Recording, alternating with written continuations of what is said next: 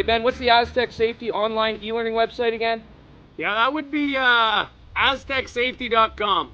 Fire extinguisher and firefighting, we'll send that one to Paul. Ah, now here's a course I should probably take. Conflict resolution. Power line safety.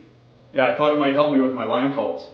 Did you know this Aztec website has over 100 safety courses? Jeez. Aztec Safety online course. Ground disturbance. Could have used that a few seconds ago.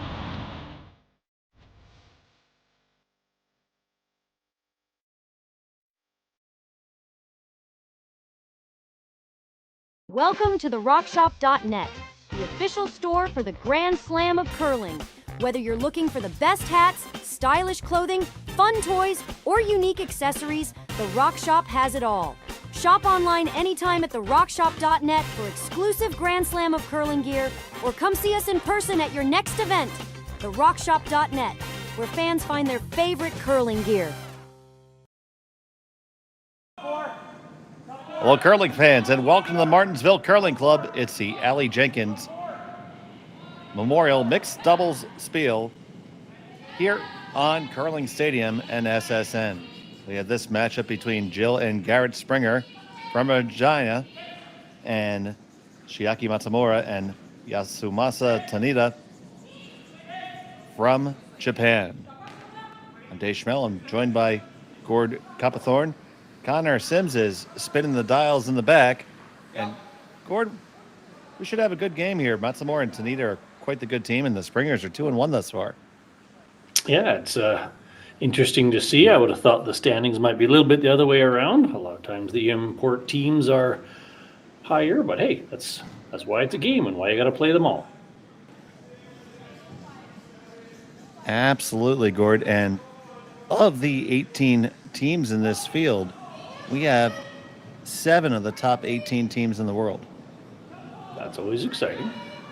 To a nice little small town Saskatchewan, getting the best of the best brings out the fans. So how big of a town is Martensville? I think I've drove past it, so not that big.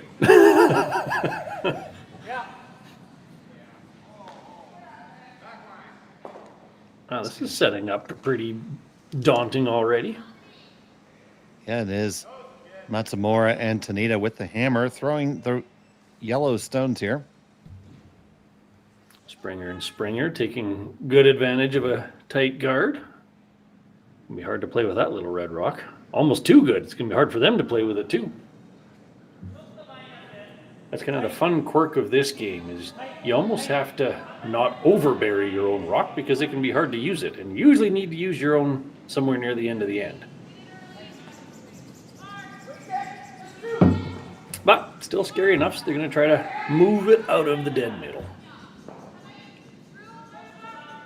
Now the risk is they're calling to make a pocket, and you don't generally want to make pockets for the team without hammer, but we'll see how far they push it. So here's Yasumasa Tanida.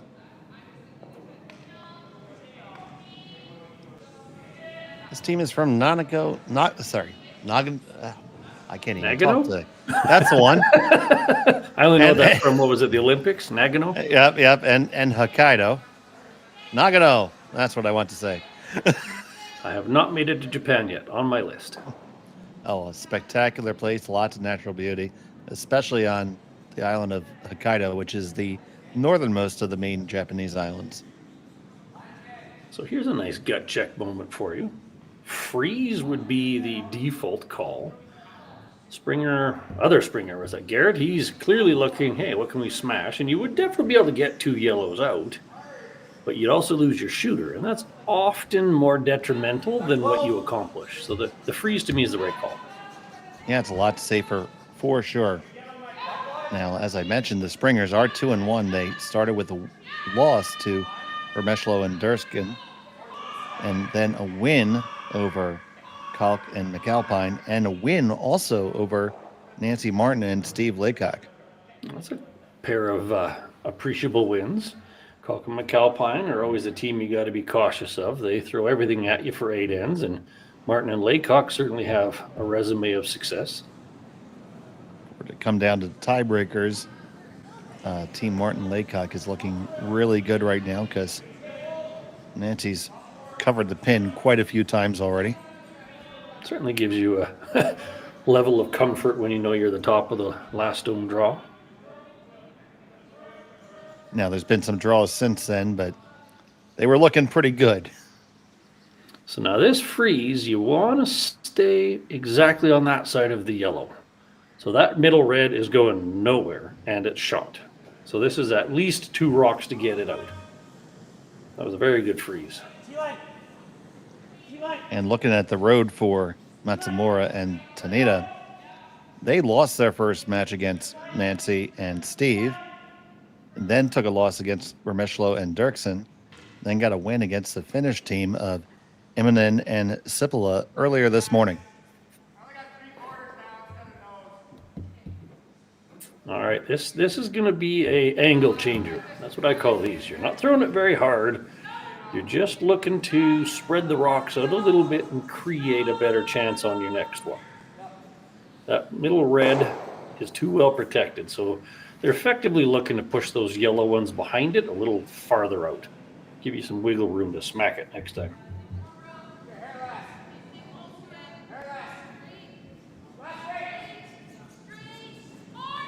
So here it comes from Tanida. Nice controllable weight. I find quite often mixed doubles, you're either throwing things hacked, a boardish to move, or smash the hell out of it. That was not an option in this case with the guard, so call it a strong hack to just rattle the angles. It jiggles it a little bit.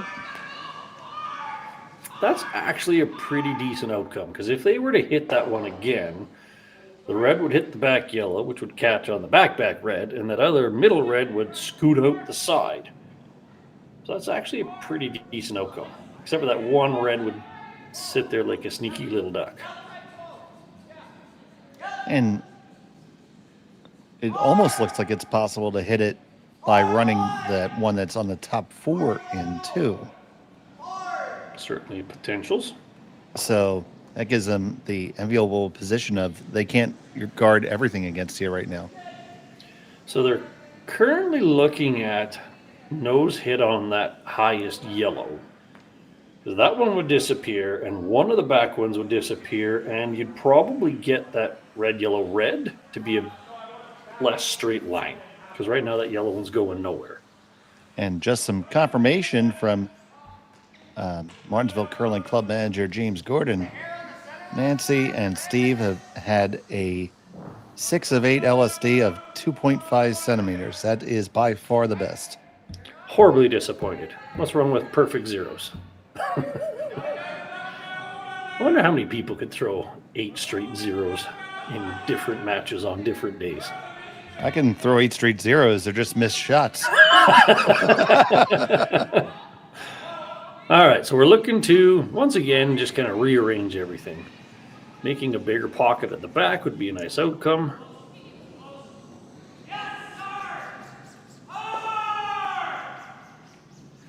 That red is fairly well protected. Is there a way to get at it? I think you could throw board weight and hit the yellow one you just threw right on nose, and you're going to have 4 or 5 yellows to 1 red. Exactly like that. As long as you can curl it to close to nose. So you're looking no more than board. What you wouldn't want to do is get a tiny little piece and roll your shooter off. That wouldn't be or get it right out.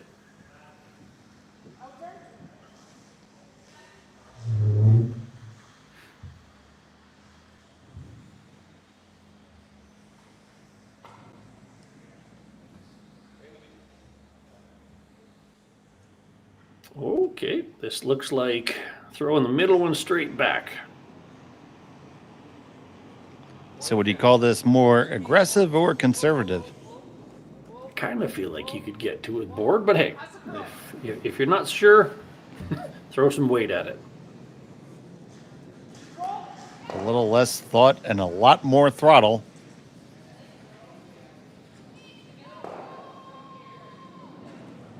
Here comes Tanida.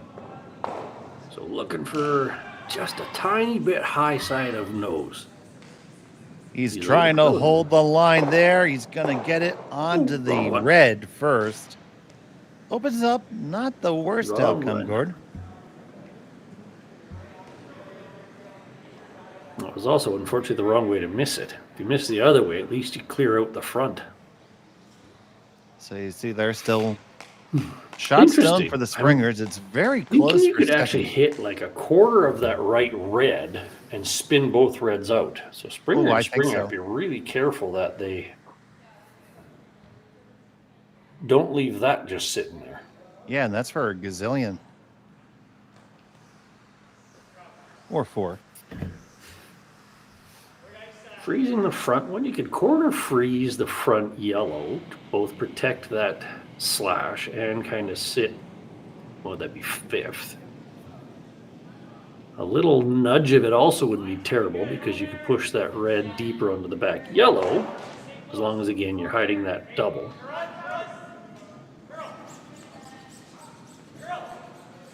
End of the day, the right side of the sheet is the danger for Springer and Springer, so you got to make sure you're covering that. As long as they don't have the double, the worst they're going to do is a tap-tap for a measurable 1. So let's see what they decided. You got guard, you've got corner freeze, you can jiggle things a little bit. Let's see what they picked. Judging by the line, that looks awfully guard, freeze max. Got to be fully in front of your red. Because if you show an outside 2 inches, you're in trouble. This needs to just sit. Don't want to curl too much. All right, so that's decently killing that double. They could send that yellow one straight back. I don't think it would move the right yet red.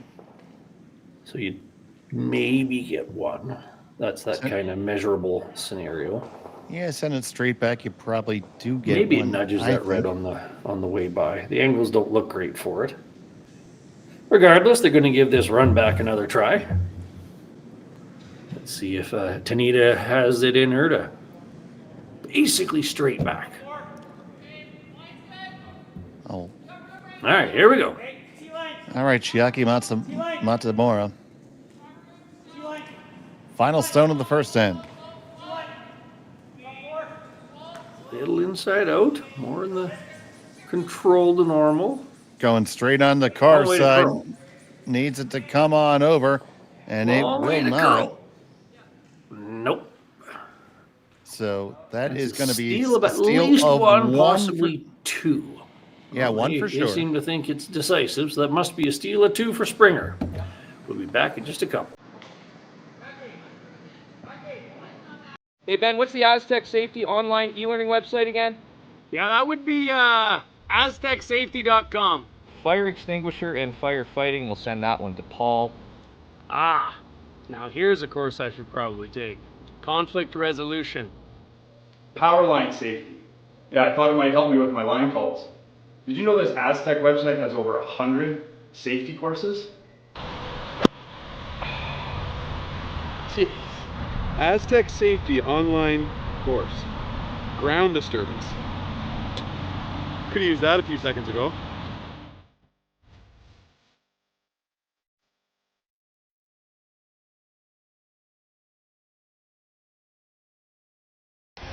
The 2025-2026 Grand Slam of Curling schedule is out, with big events happening all over Canada, like the Masters heading to London in September, the Tour Challenge from Nisku this October, the Canadian Open from Saskatchewan in December, and the Players' Championship from Steinbach coming in January. Early bird weekend and full event passes on sale now at gsoctickets.com. Let's rock! And welcome back to Martensville. A single point stolen there by Springer and Springer. Gives them a 2-stone advantage. Was a steal of 2, my friend. Oh, a steal of 2. I'm sorry. No, It's the second end. My bad. Dave Schmel, incapable of counting, and he scored Coppathorn, and we're happy that you're here with us. Thank you, Connor. Very clear. It's 2-0. And Connor, the sarcastic Sims, is on the production. All right, so that was a beautiful end of mixed doubles. That's exactly what it's supposed to be. Rock rearranging, a couple of harder, riskier shots, and everybody is kind of holding their breath.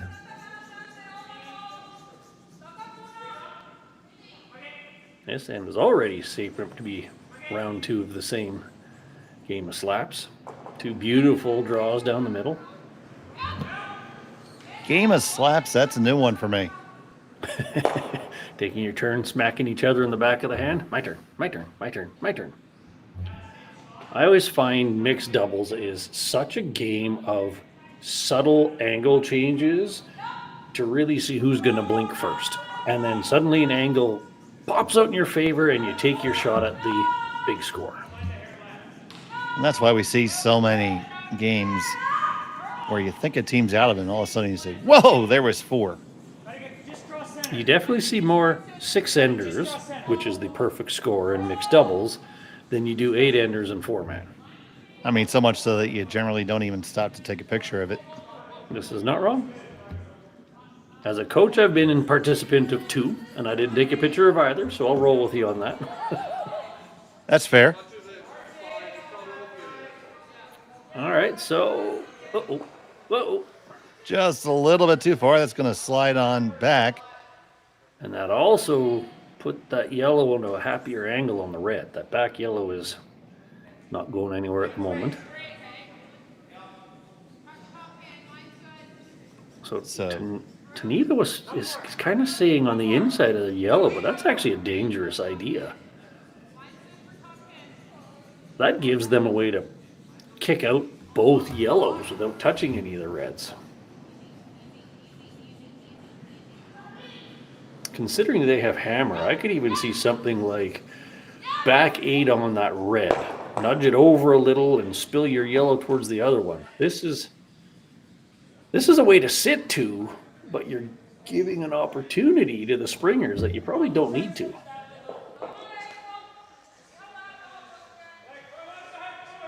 You can even afford to be a little bit higher up, like bite top 4. I'd be uncomfortable with freezing the inside of your own. The run backs aren't a gimme, but if they throw that one straight back, then they're sitting 3 and there's no yellows left. So Yasu kicks out with this one.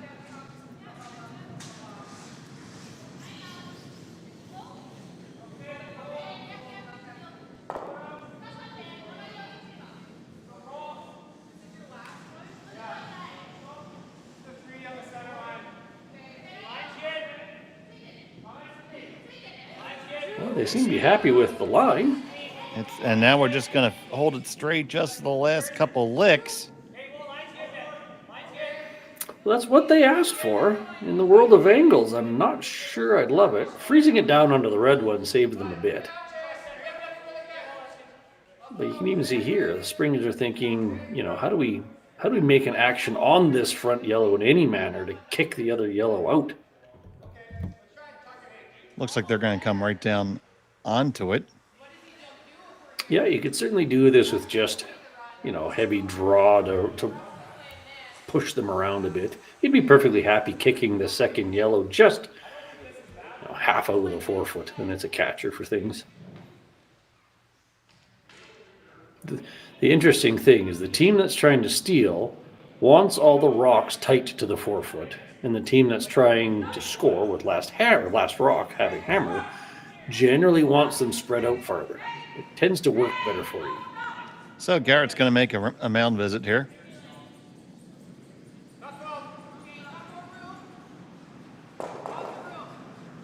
That's his first of the game. He has 5 remaining. And who's counting? Looks like he's thinking sort of similar. Is there a way to do this with some weight? Which, of course, would have to be the run back. Once again, thank you everybody so much for tuning in. If you haven't subscribed to Curling Zone yet, please do. We'd really appreciate it. And if you're watching over in Japan, either Ohio, good morning, or my goodness, go back to sleep. But no, please stay on with us. Arigato gozaimasu. Thank you so much for watching us. All right, we've settled on Fireball. Peel down the middle.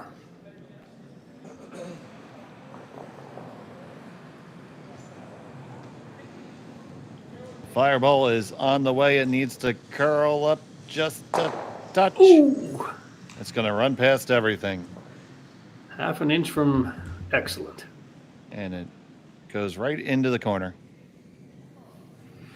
Still not bad, though, because, well, they got to be careful. Those two yellows are so easy to double out. I wonder if they're regretting that choice now.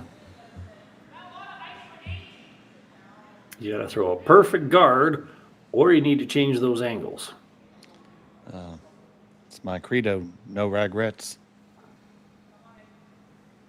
Did you see that movie? We're the Millers? No? No. No. It was funny. The guy from The Hangover was in it. The guy who was the the guy who was the dentist. So yeah, it was funny. I like what they're thinking here, which is guards too hard, not beneficial enough. Let's change things up a bit. And kind of what I was saying before, if they spread their rocks out, then they're in a better position to score at least a pair. There's a lot of ice for moving rocks around. We've been getting a lot of finish here. But I do agree that's an awful lot. It would be nice to be, I don't know, what would you call it, 3/4 on the high side of that top yellow, just to chap it to that back red, basically.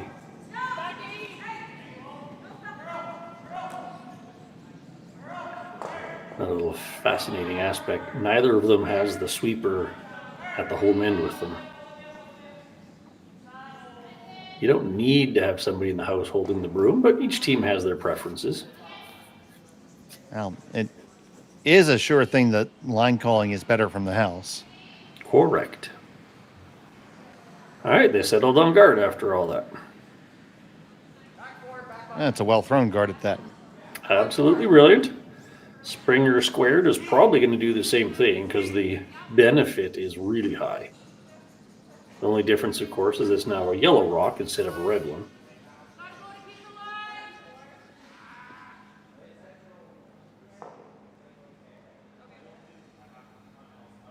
Given that yellow's sitting too, it's hard to pick something else. Yeah, it really seems like the only acceptable course of action. I can't imagine there's enough curl to play anything with hack. At the best, you'd chip a chunk of the front yellow. That's not going to give you a particularly good outcome. The upside of the peel, because you got 2 rocks left, is it also forces Matsumura to do it again. So you basically burn a rock. But play into the 4-foot is where they're going.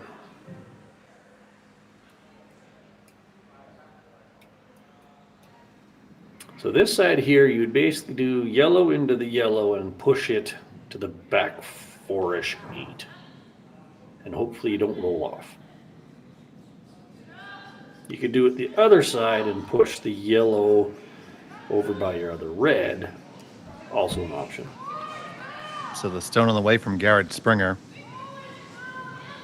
Last one for him in the second end. 3rd of 3.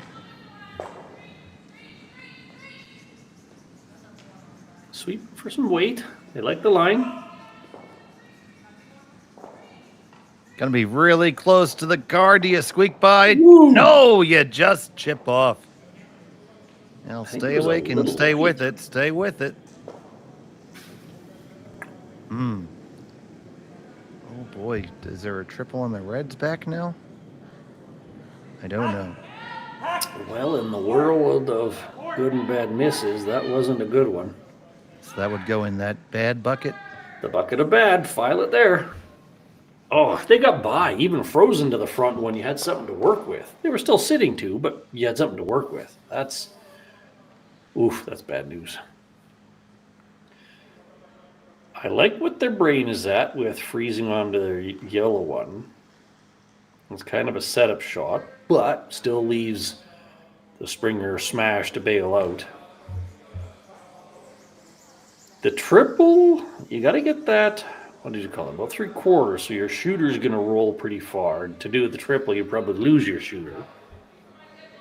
Right. And then the shot back, Springer smash, kills 2 more. Yeah, and that back red one's not actually hurting you any.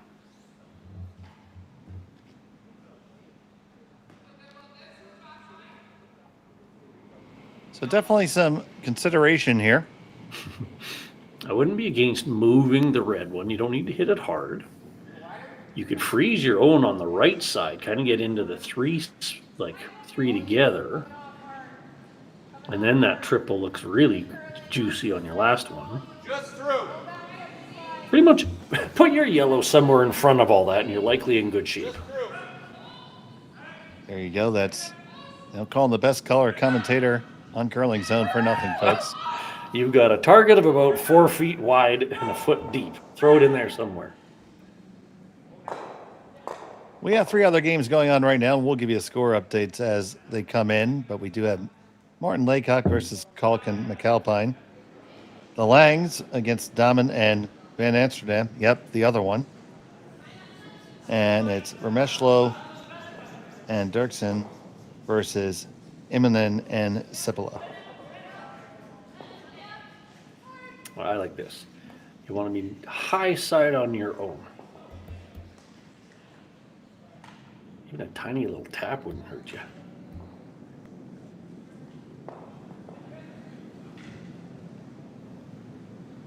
So Yasumasa Tanida with it on the way down.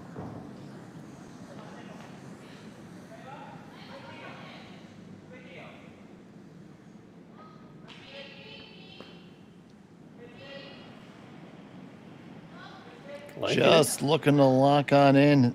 They both like it. Past the guard, no problem. It's going to settle on in, snuggle in, and get on her blankie. That is a real nice spot for that. Technically, the red, don't need the triple. Technically, the red double is still there. You could do that again and score 3 for sure. So yellow's in a happy place.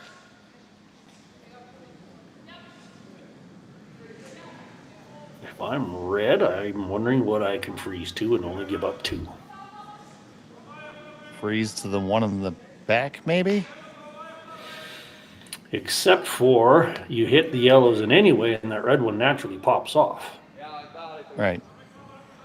You can't get close enough above the L of Flynn or fly on or whatever that word is. I'm assuming it's Flynn. If you could cozy it into that little, right there. But you need to at least be third.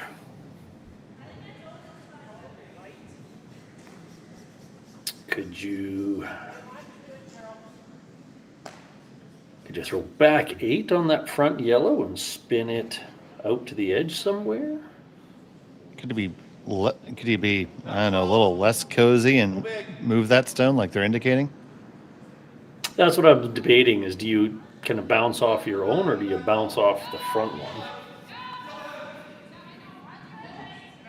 I think that's what the Springer's like. Yeah, it's kind of looking like hit yours almost flush and just slide sideways into that sort of pocket. And you could even nudge that yellow one up and over. That'd be good. So then you're basically saying you've got 2. That's all you've got. We'll call it the hip pocket. There you go. Smoke your own and cozy into the hip pocket. And nobody has a clue what we just said. I don't see a lot of choices. You're basically doing this as basically a double between yours and that front yellow and stay frozen.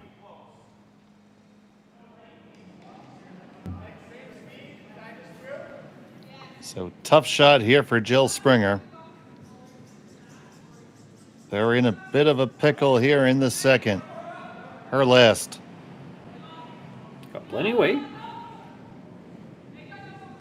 No sweepers. Yep, That's the scary. die is cast. It's going to be what it is. It comes over the 016 off their own. Oh, nice shot. Oh, and that locks on pretty well, Gord. That's about as good as they were going to get. So now, do you try something daring, which probably wouldn't work out for the 3, or do you just scooch that yellow up a tiny bit? There's room for it. The 1 foot tap. Yeah, I think you just tap that up there and you get 3 right there. There's no risk. Other than doing it way too heavy, but let's assume they aren't going to do that. Because you can nudge your other one a little bit. Mm-hmm. So there you go. We're going for the 1 foot quarter rock tap.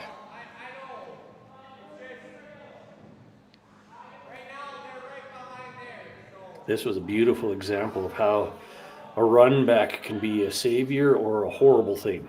If they made that run back, they were in great shape. They missed that run back, and then, Matsumura and Tanida just hung them with it. Matsumura with her final stone of the second. They said 2. Just looking to tap up for a 3rd. On the carve. This does need to come over a good way. Now it does. Did they overcarve it? No, I think they did it just right. And there you go. That's 1, 2, 3. Count them and hang them. It's a 3-2 lead. We'll be back from Martensville after this. Developed over a decade in collaboration with the finest ice makers this side of the Atlantic, the Pebblehead PB5 is nothing short of a triumph of sophistication and craftsmanship. Weighing less than half its lumbering copper predecessors, yet boasting 10-fold their durability, the PB5 delivers perfect, consistent ice, time after time. The PB5 by Pebbleheads.com, the apex of ice-making ingenuity for the roaring game of curling.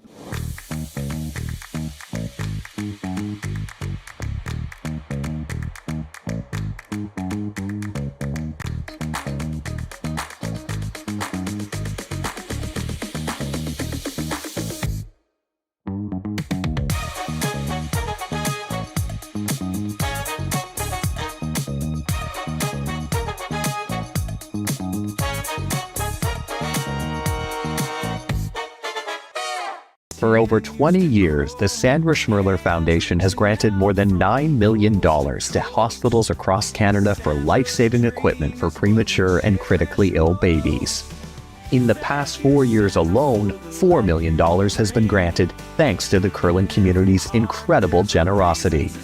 The need continues year-round, and with your help, we can ensure every baby has the chance to grow up and become a champion, just like Sandra. And welcome back to the Martensville Curling Club. It's the Aly Jenkins Memorial Mixed Doubles here on Curling Stadium.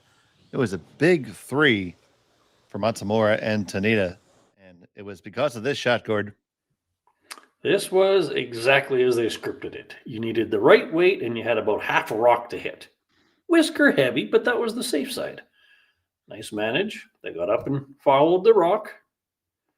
They actually got it a hair thicker than I thought they would, but didn't matter. They had catchers. So brilliant shot for a squeaky little 3.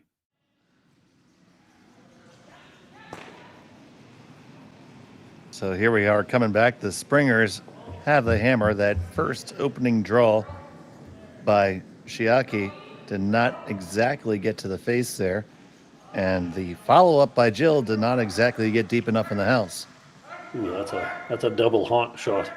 That's kind of what we call it the Bermuda Triangle. You don't want to rock fully under the guard and not biting the forefoot, because it's basically now a double guard for your opponent, and they're going to drop another one in the forefoot. You just got to let those ones die and at least have a half a rock you can chase or something. So anyways. Right. Yeah, I fully agree with you. That's a standing rule if I'm skipping. If I call for a 3 guard, if it's not going to be a 3, I want it top 4. Make it something worth guarding later. So now Tanida here has a freebie to put one on their own, top of the button, and Springer Squared's going to be chasing all end long. So this is the key shot early, the first from Yasumasa.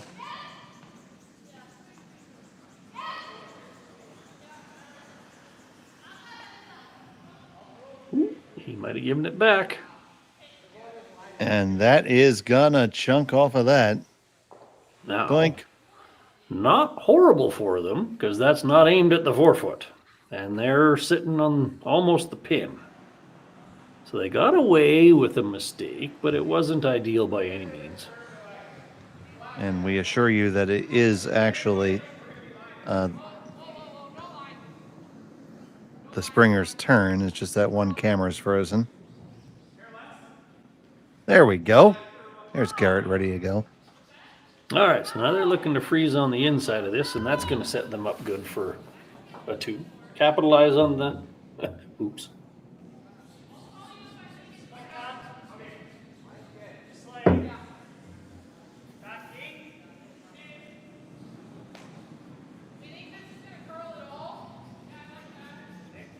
Such a game of mistake and counter mistake. When you only have 5 rocks to throw, it compounds quickly.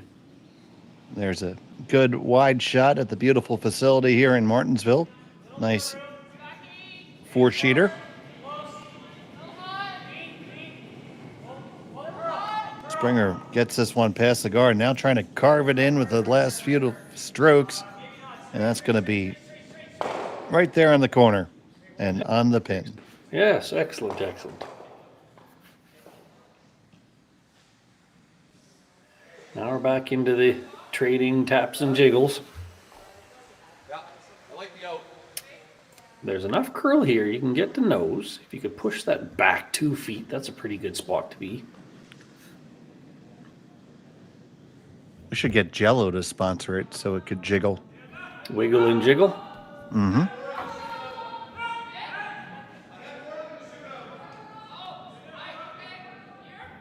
I wouldn't even be against being light here. If you're frozen to that red one, good, not an easy way to score 2.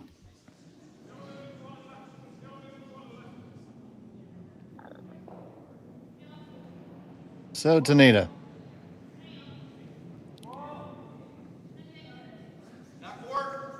Comes on up and hops on it. This looks light and narrow. That's what he did with his last one. This is going to be very close to the second guard. It's going to come in contact with it and nestle in there into the 8-foot. So how do you make that oops into a oh yeah? In terms of the Springers or? The Springers, yeah. Well, it's a bit ballsy, but you could play the yellow, red, yellow, and you'd be sitting 4. Even if you just straight back with it, you're sitting 1, 3, 4, 5. I don't think there's enough room to go between them. The one camera looks like you could, but I don't think you need to. So I would hit that one, knows it's fine, clip the red on the way by, you're almost cashing your check.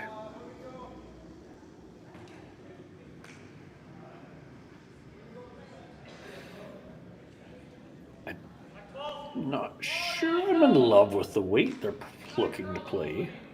It looks like they're playing a significant amount of weight. Generally, as a rule, I advise people to do things with like 11 or 8. 11, you can jump up, chase, manage. Your rolls are easier to control. You got to keep your shooter. Or 8, you just move a bunch of rocks.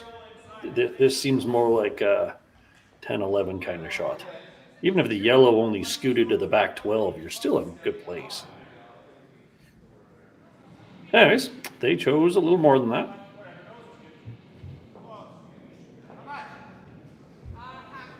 So Garret Springer looking to put himself in a very good place. Just a heavy clean. Jill watching the line, still watching it. Still just cleaning it. Now we're just going to let it go. Coming. Oh. Oh.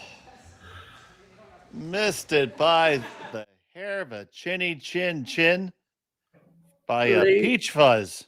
Oh, they threw a weight they were comfortable with. They knew how to read it. He was ready. They thought they had didn't it. want to roll out. Rolling out would have been bad, but man, this is just almost painful to watch. We're talking a quarter inch. Oy. Oy vey, I was getting all ready to say, and there's a beautifully made shot.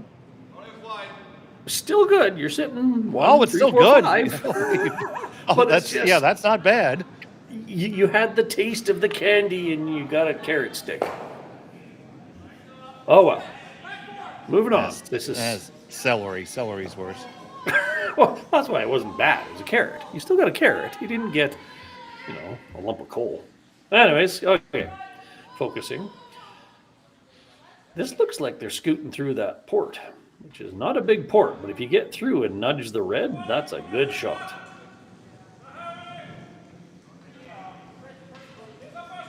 So Tanida would be audacious. This looks guarding weight. This looks very guardish. Ooh, considering the shot that Springer's just threw and barely missed, a guard is a dangerous call. Well, they were trying to go through, just light again. Little case of the lights. They got a bit lucky. They scooted up to be, what's that, fourth? Yeah, it does count the one for sure. Curled enough that it's not an obvious one to hit.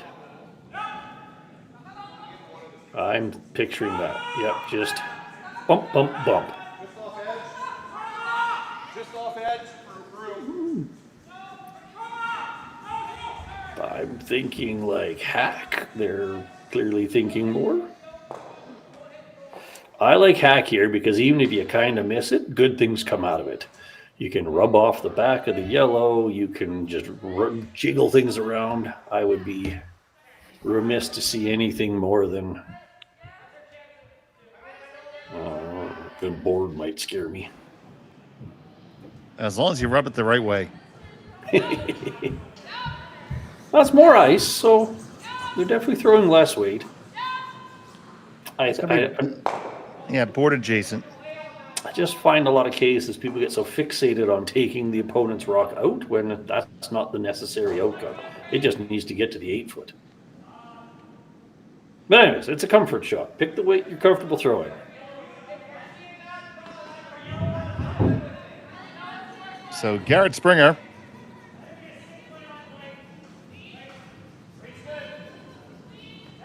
Once again, up and ready. He is up and ready, still up and ready. Still ready. Now on the carve. This one is way outside. They do get away with it. But did you leave that bailout draw? That actually might have worked out really well for them. If that front one had rolled just a tiny little bit less, you'd have been happier. Can you get it around the yellow to freeze? I think you can. I think that's the best shot in the sheet to make. They're looking at the tap, but I don't think that's easier. Heavy. Can we go by? Yeah. Hammer. Yeah, I don't think the tap's easier. I'd agree with you. The only upside to the tap is you could push a red out of the 4-foot, but you're kind of pot committed to welding on that back red now. Well, it looks like they're playing the tap. It's pretty much straight back. So Chiaki, Matsumura. Now come and have a mound visit. Mound visit. Well, the danger here is with the tap, you still have to basically end up frozen. You can't bounce off of anything. So the mental math is tougher because you're throwing like back 8, back 12, and got to get the line right, and got to get the sweep right. The draw, if it'll curl enough, is easier because you should know how to draw the pin in mixed doubles.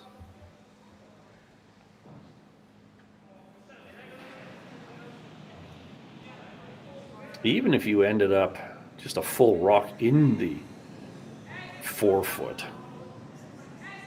it's going to be hard to do anything against it. That is their second mound visit. Back button. But in very important time, so there was a time to talk about it. This is it. Seems a bit of he likes tap, she likes draw. And in this scenario, it's what is the thrower most comfortable with? But they're sticking with the tap. Yep. I thought he's going to crab walk one more step out there.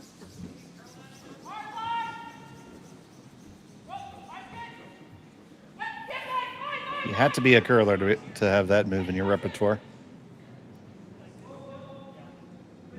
All right.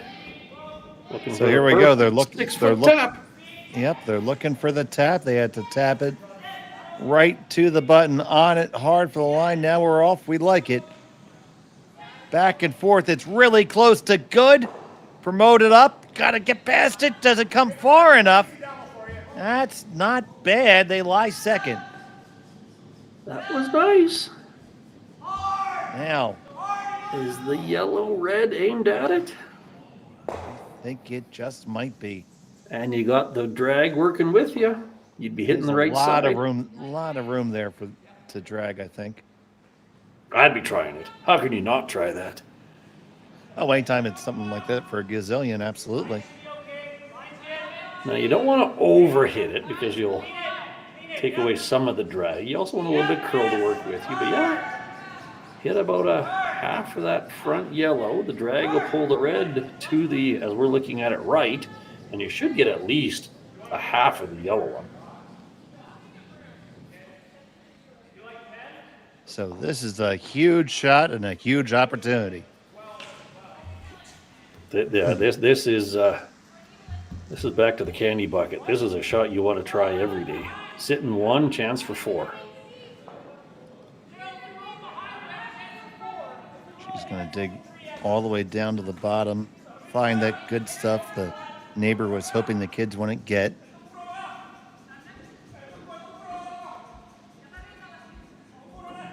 Final stone of the third. Looking to throw this little drag shot for 4. It's out there. It is way out there. It does need to come over. It's coming up. Will it come up enough? It's going to be close. It gets it moving the right way. Oh, but not far enough. And it's only a single point for the Springers. We're all tied up after 3. We'll be back from Martensville after this here on Curling Stadium. Hey, Ben, what's the Aztec Safety online e-learning website again? Yeah, that would be aztecsafety.com. Fire extinguisher and firefighting. We'll send that one to Paul. Ah, now here's a course I should probably take. Conflict resolution. Power line safety. Yeah, I thought it might help me with my line calls. Did you know this Aztec website has over 100 safety courses? Jeez. Aztec Safety online course. Ground disturbance. Could have used that a few seconds ago.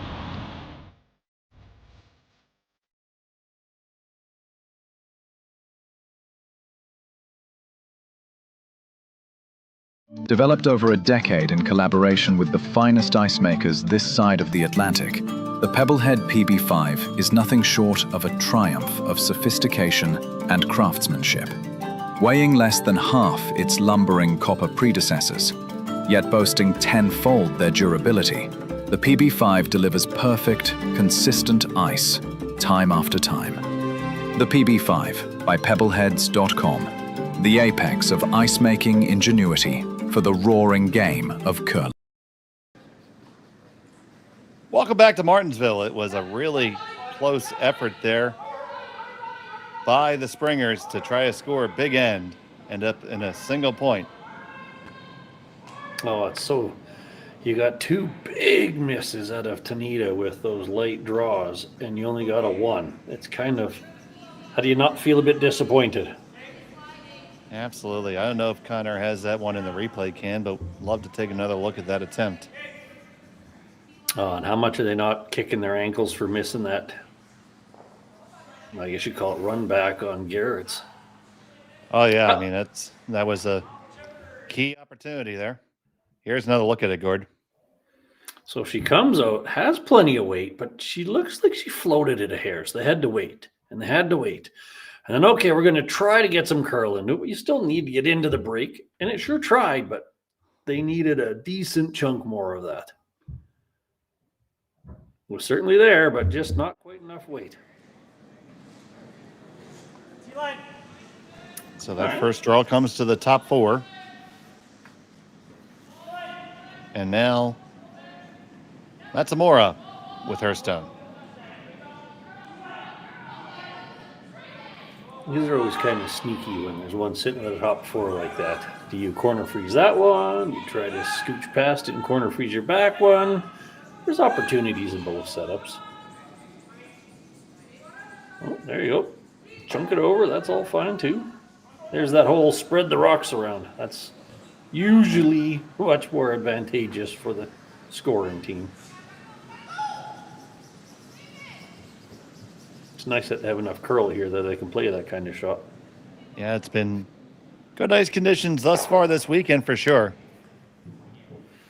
All right, springers already are thinking, I'm not loving this. Got no choice. Weld another one in there, a little better. Try to make it more better. Be more better. That's the catchphrase of the U.S. girls team I coach. Be more better. They hate it when I tell them that, but it works. I have a friend of mine and former member of my club, and actually one-time color commentator on Curling Zone, who would just say, "Be better." I just have to make it grammatically challenged with a more.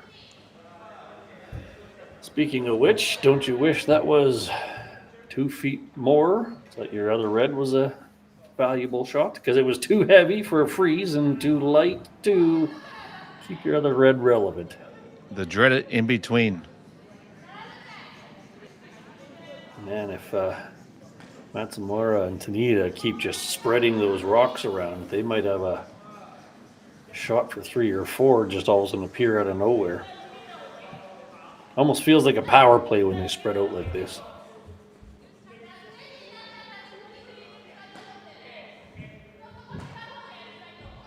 Don't know how much I like the freeze.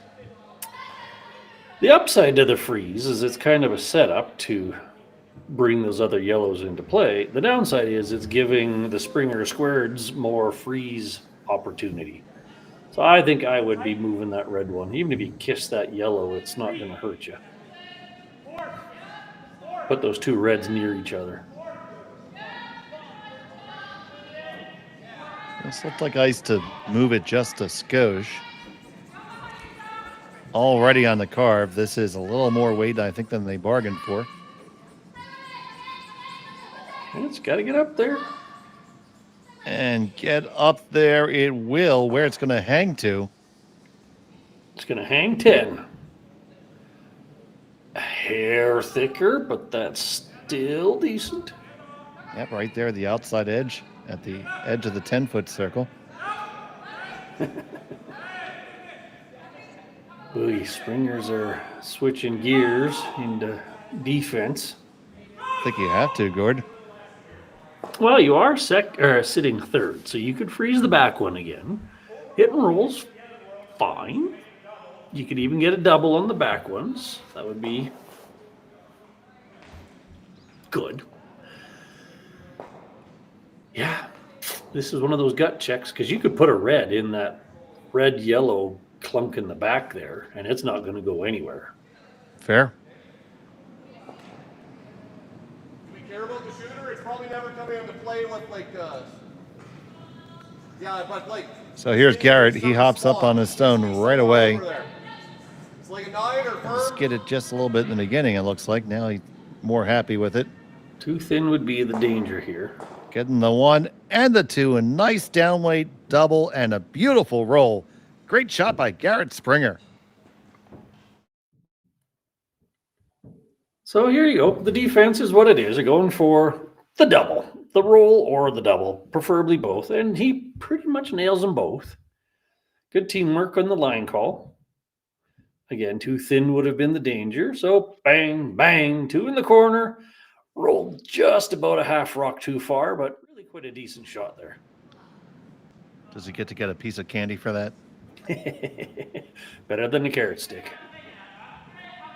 Except for you've left them bang and flop better, and it'll move a red one back.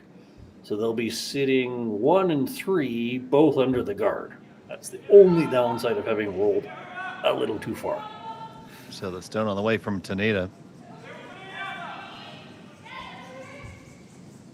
And he's on his own right for line off the jump. This one's all about the roll. You don't really care about what happens in the back. Squeezes past the guard. Gonna pop and flop, dead bisecting the center line. Brilliant shot. That's where Garret wanted to be. The double was nice, but that's where he wanted to be with the roll. Now they are again thinking run back might be the savior. They might chunk it out the way, what was that? Matsumura did that on her first? Maybe it was Tanida's. Anyways, that kind of just punch it back. The downside is you punch it back and you're still leaving all your reds on one side of the house. But that rock's so good, you got to move it. You see Chiaki getting ready for the 4th end there. Gunning for the snack. What did we pack today? Baby Bills and pepperoni sticks? Orange slices? Carrot sticks? Waiting for the Gatorade promo to pop up. This end brought to you by Gatorade. It wasn't, but that's what I'm waiting for. And and you can send that email to info@curlingzone.com for more advertising information. So I don't know if they settled on corner freeze it or push it. Either of them have merit. I'll read a live read for anybody who's willing to give us money, Gord.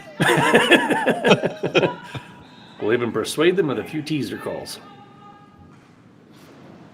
So this looks kind of corner freeze, which is funny because they switched to defensive hitting on the last one, and now they're back to freezing their way out of trouble. So they could have just frozen the last one.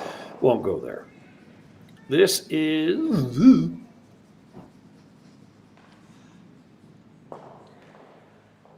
Just a skosh too heavy.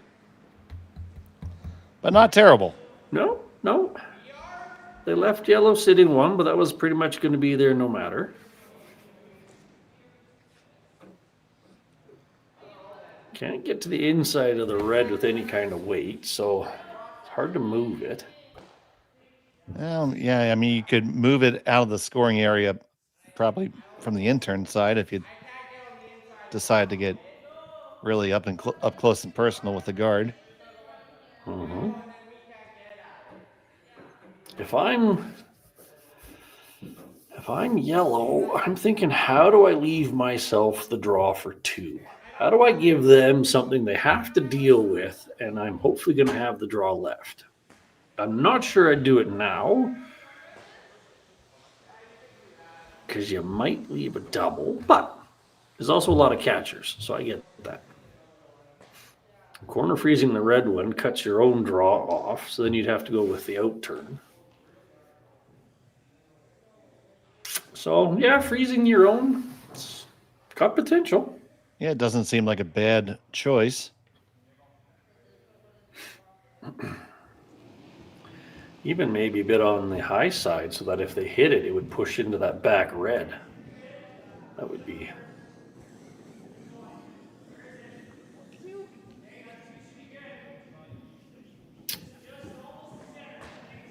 Yeah, I get this. I'm okay with this. Because even if Springers play on it, you're going to be sitting at least 1. That was the king crab walkover there by Chiaki.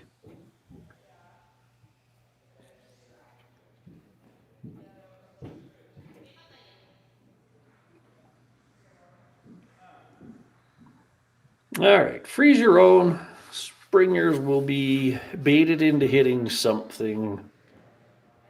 Then maybe you got a shot for 3, but probably 2. Step 1, let's throw this freeze. Yasumasa Tanida with his final stone of the end.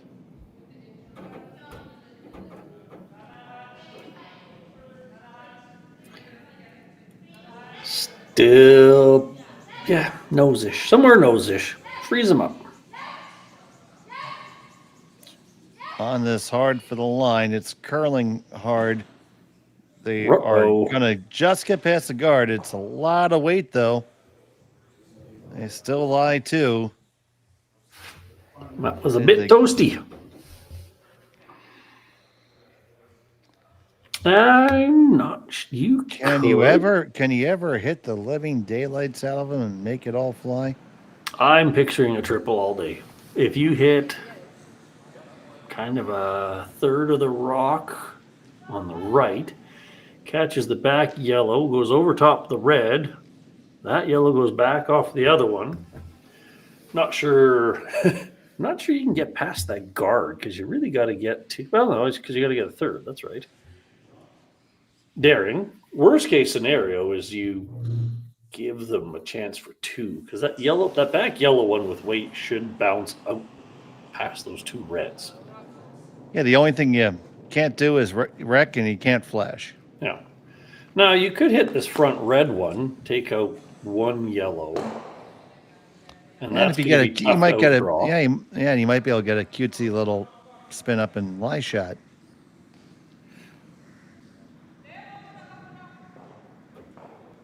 The triple is a better outcome. The short raise to take the front yellow out is safer.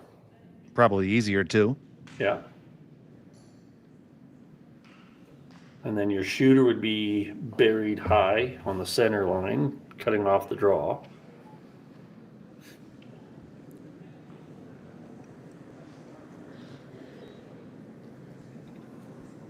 Kind of a preference shot at this point. So we'll find out what the survey said.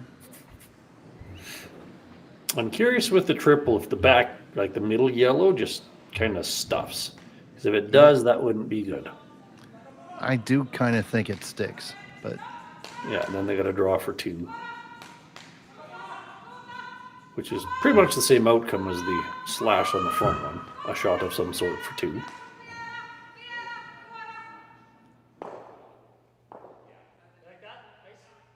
Let's see which turn they pick, then we'll know.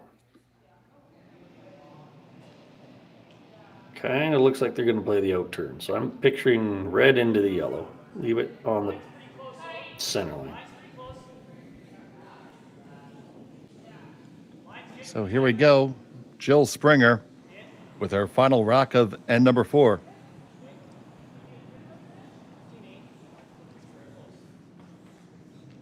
Now you either want your shooter to stay high or get completely out of there. Depends on where you're making this contact.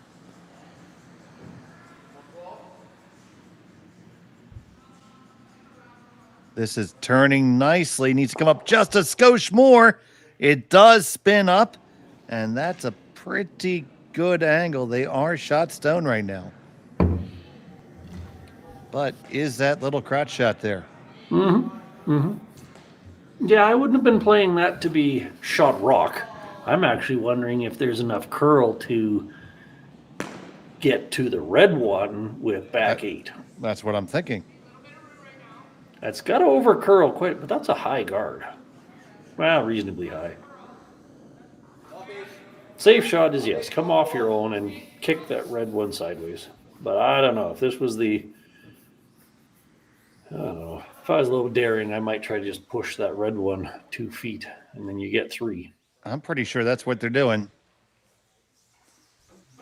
Let's see what weight they pick. So here we go. Final stone of end number 4. Chiaki Matsumura. Ooh, up quickly. To brush it right away.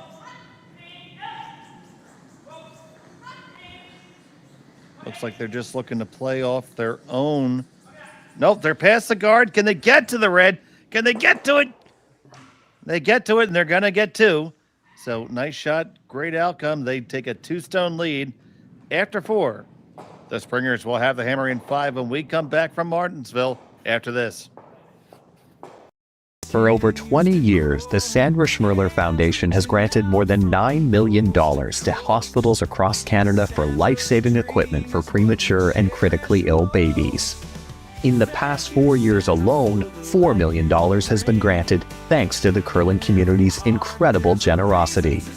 The need continues year-round, and with your help, we can ensure every baby has the chance to grow up and become a champion, just like Sandra.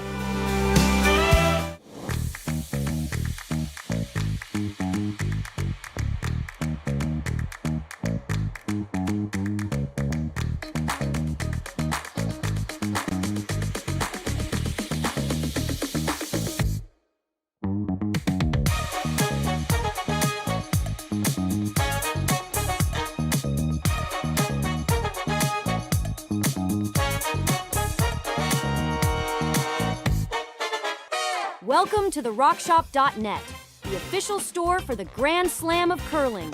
Whether you're looking for the best hats, stylish clothing, fun toys, or unique accessories, the Rock Shop has it all. Shop online anytime at the RockShop.net for exclusive Grand Slam of curling gear, or come see us in person at your next event. The RockShop.net, where fans find their favorite curling gear. And welcome back to Martensville. It was a 2-ender for the team from Japan. And you see that opening draw there. Comes back and taps the Springer Stone back just a skosh. They trail by 2 here in end number 5 at the Aly Jenkins Mixed Double Memorial. Dave Schmel and Gord Copperthorne with you. Connor Sims turning the dials, making the magic happen. And just a minute, we'll take a look around the barn and give you an update on some of our other games. Well, we're off to a pretty standard start. Freeze the back, freeze the freeze to the back, except for this is going to be in the Bermuda Triangle. And we're doing that again. So if they'd have left that one a foot short of the house and mostly open, you can use it. You put it there, and it's even hard to tap it into the 4-foot. So that's like 2 feet too far. So over there on sheet 3, right next door, we have Rameshlo and Dirksen trailing by 2 from Immonen and Sipala. And, well, that was a lot for the Langs and not enough for Damen and Van Amsterdam. That game is over after 3. And over there you see a barn burner between Martin and Laycock with that big steal of 3 by Martin and Laycock to bring that game in there. Deuces for Calca McAlpine. So great game over there on sheet 1. But we got a nice one over here too, Gord. Indeed. It's been a lot of fun. Every end's been something exciting.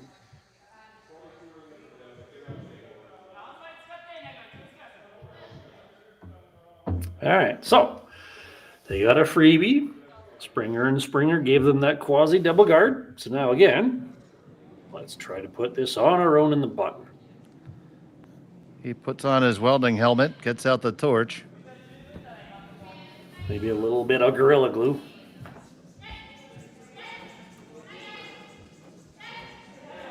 That stuff's pretty good, Gorilla Glue. I settle for duct tape most of the time. I'm Canadian. So this one you want to leave off. You want to be high side. Okay. That's pretty. I think you get away with that, buddy. Yep. That's success. I was afraid they were going to cross the nose again, but nope, success. And we're into the chase. Fun little fact. Kind of been tracking it over the years. On the first rock If one team clearly outthrows the other, as in this one here, you give Japan 4 for theirs and a 1 or a 2 to the Springers. If you outthrow on the first one, it's about a 65% chance you're going to score or score big. It's a fun fact of mixed doubles because it takes 2 shots to untangle that mess. And you only get 5. Exactly. It takes at least 2 and you only got 5. So now you get into chasing, and chasing is a horrible feeling end after end after end. Another fun fact, there's about 25 different flavors of Kit Kats available in Japan. Twinkie. Whew, if they'd caught that red one, they'd have released a lot of pressure. But it still comes in, and that pressure remains, and they're going to try to dial it up again. So just back with the straight guard here, eh, Gord? I would go guard, let them run it again. Probably guard, let them run again, and then freeze back on my own with the last one to be 3 in a row. On the assumption that the run back doesn't succeed. That middling red in the top of the 12 is such a nice second guard. Obviously, you can crisscross it and smash things in the middle, but that's just kind of a risk you're willing to leave.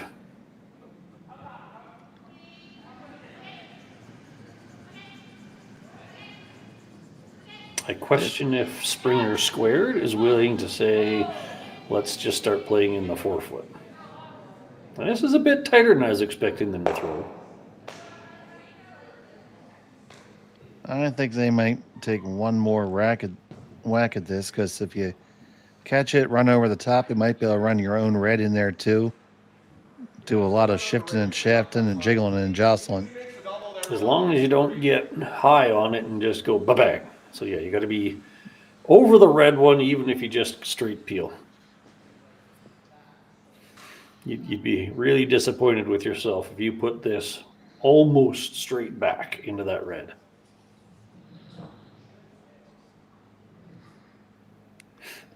So Garret needs to come up with a big shot here to interested parties there in the lounge. He's definitely not going to hit it thick. Bang, bang, onto it, scatter him. And a tactical nuclear weapon just went off on sheet 4. Fireball. All right, here we go. Japan, a little too close together with those two. So Springer, Garret with the heater down the middle. I thought it was a little wide, but it comes up nicely. Bang, bang, kadunk. 2 yellows in the corner and nothing in the middle.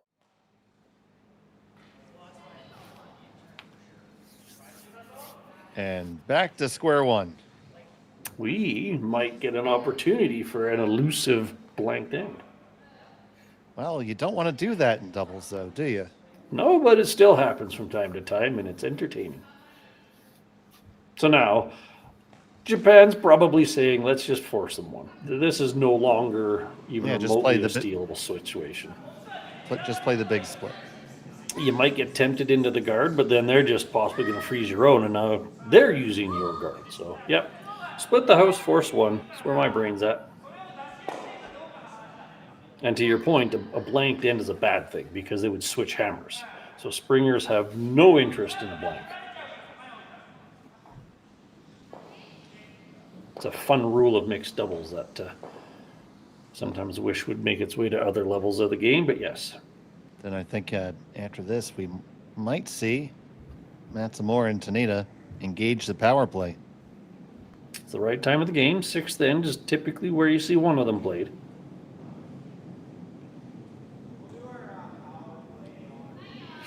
Up 1 with hammer, power play in the 6th. That's a great position to be in.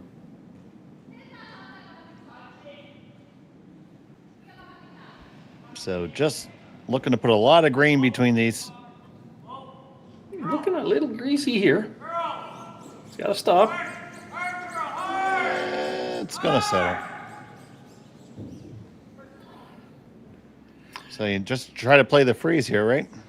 Or hit and roll in front of the yellow. One of the two. Freeze is good. You want to be center line side so that if they hit it, it may catch on that other yellow.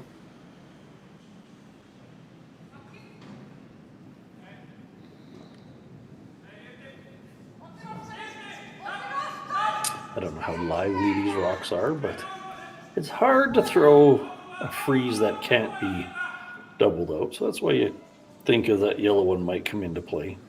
We had in our last draw something that appeared to be just about the most perfect freeze ever, and it was able to be cleared. So they are lively stones. I'm not saying you can't make the freeze, it's just, it's got to be that good. Mm-hmm. This looks a little warm. Looks not frozen. Kiss of death. Rolling off of a freeze. Kiss of death. The opponents have the choice to do whatever they want to, and it's usually very detrimental to you. So in this case, luckily everything's under the T line, so they're going to hit and roll over in front of their own, and they're going to have basically a gimme draw for one. Against three.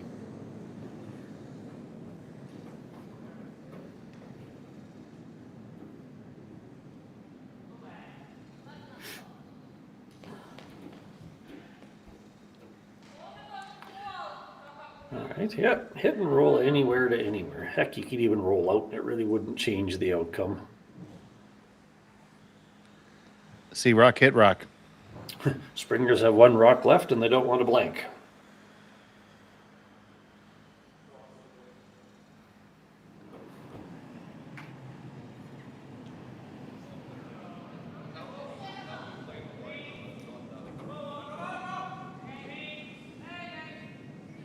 Nothing fancy here.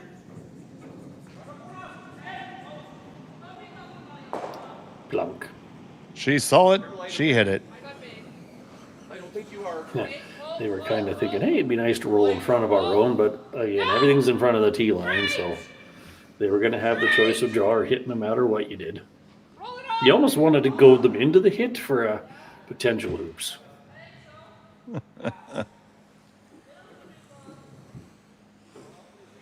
So it looks like they want to hit for it.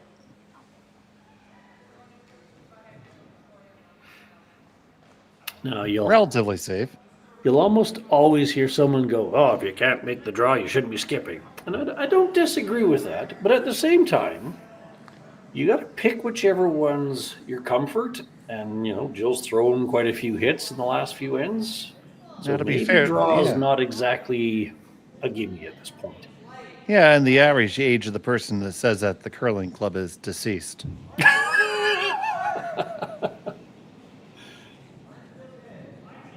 I would say the draw is statistically higher likelihood, but a hit and stick is also a fairly high percentage. So comfort does come into play. And especially here, you could even catch it on the wrong side and have a little catcher there. Final stone of the fifth end. Just need to hit and stick for a single.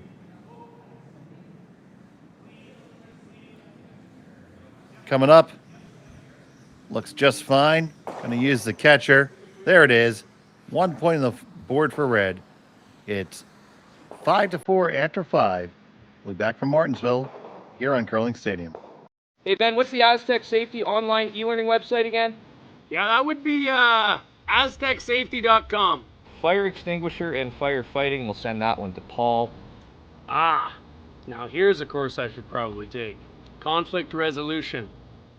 Power line safety. Yeah, I thought it might help me with my line calls. Did you know this Aztec website has over 100 safety courses? Jeez. Aztec Safety online course. Ground disturbance. Could have used that a few seconds ago.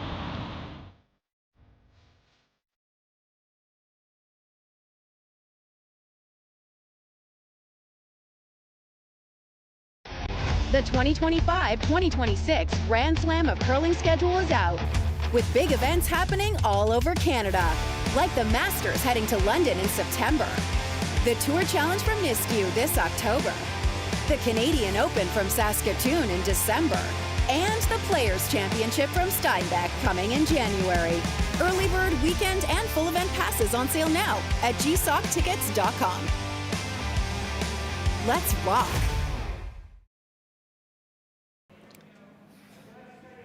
Welcome back to the Martensville Curling Club, and this is the Aly Jenkins Memorial Mixed Doubles Spiel in her loving memory, sponsored by the local flooring group. We're back here. It was a single point for the Springers. Chiaki Matsumura and Yasumasa Tanida have a one-stone lead with Hammer here playing in end number 6. And Gord, it is time for the power play. What was it? Super duper awesome power play? Super crazy awesome power play. So, interesting. So, you have to pick your defense. When you're down, you typically throw the center guard. When you're up, you typically go after that corner guard or chop it off. So, that is a really nice center guard. They did throw the good center guard in. Like you said, if you go after the corner guard, I've taken to calling it the push shot as opposed to a tick, because it's a lot more than a tick. That's fair. We call it the reverse tick, but a push is not bad. Now, the defense to this is either split it off or go behind it. That's a pretty good shot there. They chose the split. Now they throw the guard again, and it kind of starts to make a bit of a mess. So this actually kind of has the feel of +or-1 at the moment. That was such a great center guard. Mm-hmm. Let's do it again. And sooner or later, then they can just start ripping things off. But I don't know. This point of the end, really early, kind of feels like a +or-1.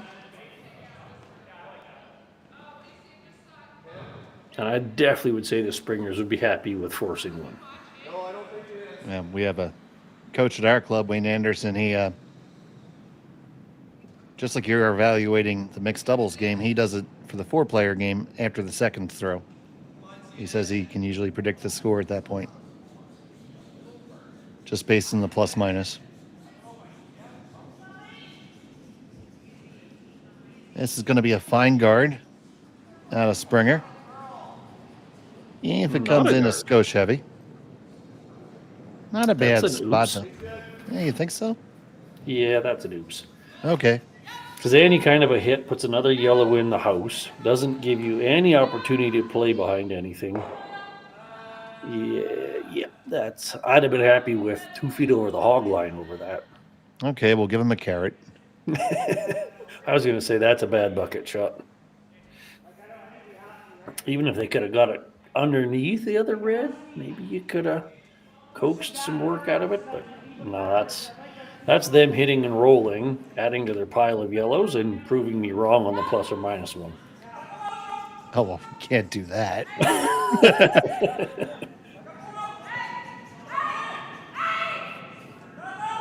See what Yasa comes up with here.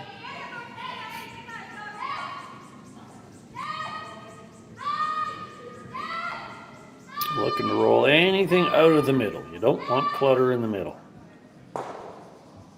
Well, it's pretty nice shot. It's out of the middle, absolutely. Now, this might be a good time, and looks like they may be keyed up to make them all fly. Smash your way out of it.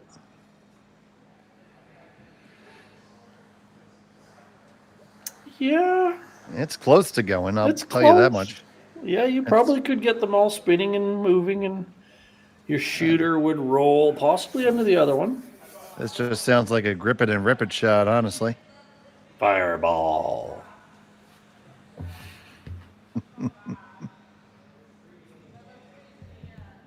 He's enjoyed throwing this kind of weight, and he's been pretty accurate. So, yeah, you could see 3 yellows in the corner, and you could even stack your 2 reds. That would make you feel pretty good. That would be a bonus. That would be the cherry on top. We'll let him have the ice cream, too. When you get 2 outcomes from 1 shot, that's awesome bucket.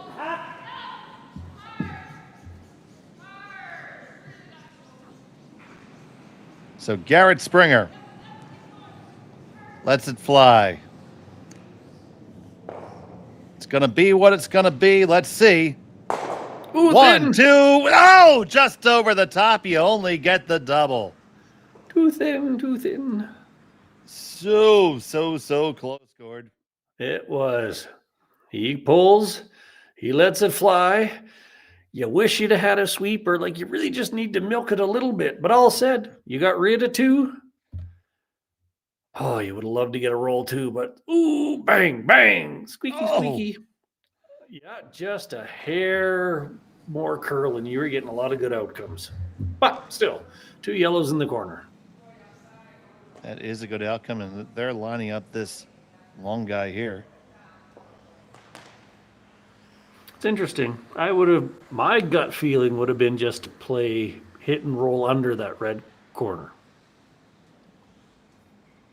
This is certainly makeable, but that higher one's not the danger rock at this point.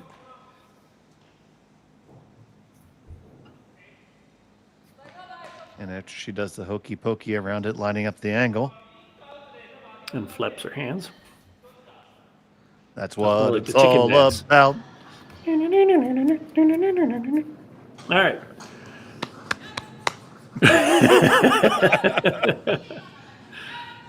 Fairly routine double. If you make it, you're sitting 2. Leave him a double back.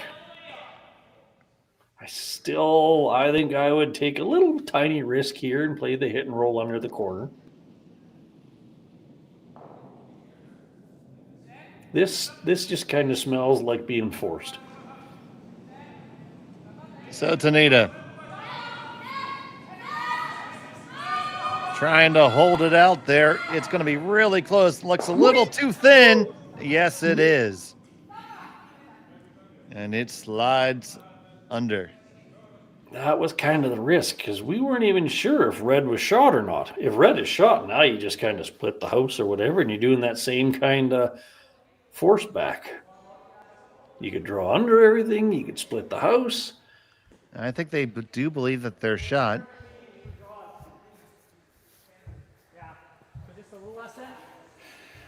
A little piece inside of me is crying that they didn't just play the hit and roll and put the pressure on. But that's in the past. Yep, we move on now. And that'd be a huge win for Springer Squared to get a force on their opponent's power play. It's not the super awesome power play. Super great. Yeah, it's now. That is the moderately disappointing power play in that case. Yes. So as long as this stays first or second, they're pretty much cementing a force. Yeah, if you're forced, I mean, you still scored, but it was unsatisfying. 6-4 lead, 2 ends to go. You're still in. Not bad. You have 1 power play to defend against, which will probably be the next end. Yeah, the Springers were probably going to come with their super crazy awesome power play. As opposed to the disappointing, sad, melodramatic power play. Mm-hmm. If you're watching earlier in the morning or earlier yesterday, you get the joke. I just like the ring of it. All right. Nose hit. Be shot. Then they cross their fingers, again. Hope for a miss.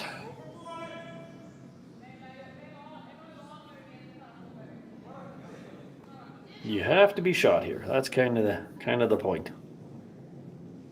That's a mustard shot. Yep. No mayonnaise there. It's mustard. Which is fitting, throwing yellow rocks.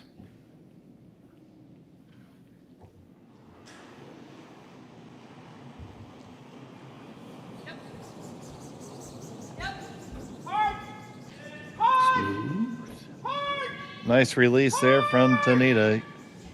Stone on the way down. He's just going to give it a few quick licks here. Looks like no problem. Hit, stick, roll in, just a skosh. Now, do they get really cutesy and try to roll under their own? Why not, right?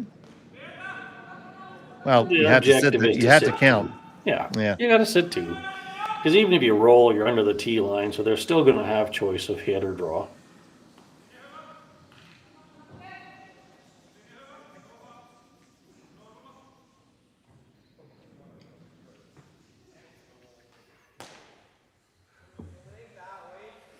This is no need to waste time overthinking it.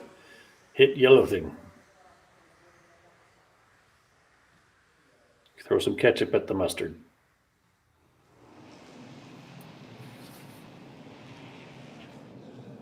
And this is about, I don't know, the 10th hit in a row for Jill, so. You're saying she has a good idea of it. In terms of last rock, yeah, she's thrown a few of these. 3 inches of ice, decent weight, clunk. It's the power of the poofy coat.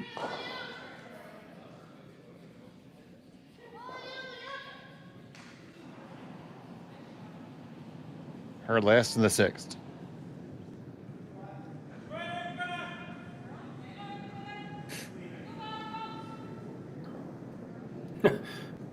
Fixing her broom as she slides along, must close. See rock, hit rock, done. Plunk. You could technically take on the double. I don't think anybody would be daring enough to do that at this point, especially when you're already up 1. We're all running on the assumption that red is sitting 2. Well, I think they are too. Or else people have had a massive lapse of strategy. All right, once again, see rock, hit rock, don't roll out. Your mind is pretty simple, isn't it, Gord? Well, considering the first 4 ends were a litany of angles, precision, and tappy, crashing, clunky, cheeky, this is black and white. Smack rock. Final still of the 6 needs a hit and stick for a single. Off and on, just walking it down. She's got it, no problem. A single point for Matsumura and Tanida. Oh, they do want the measure. Okay, so we'll hang around for that. Intern.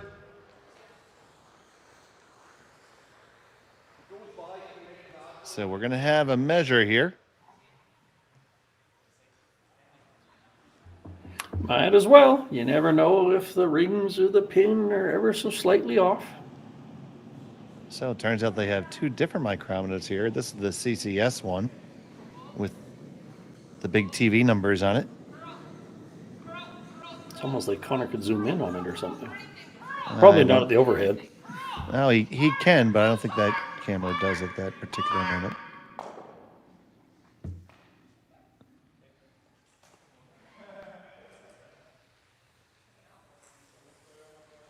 So anybody with superhuman vision, tell us how much the needle moves.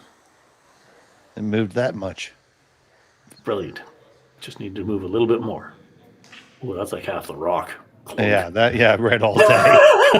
You'd break the micrometer, so that it is a single point indeed. We'll be back from Martensville after this.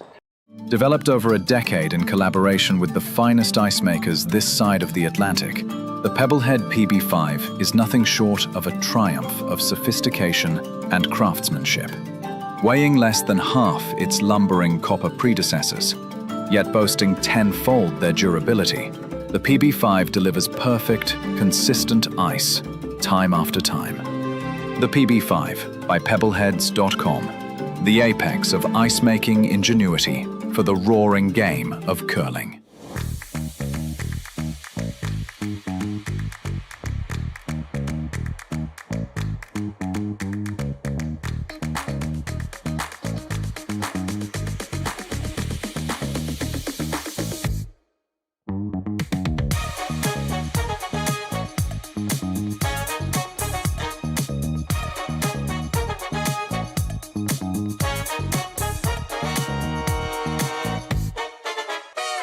For over 20 years, the Sandra Schmirler Foundation has granted more than $9 million to hospitals across Canada for life-saving equipment for premature and critically ill babies.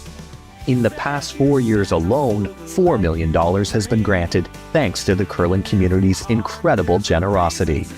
The need continues year-round, and with your help, we can ensure every baby has the chance to grow up and become a champion, just like Sandra. And welcome back.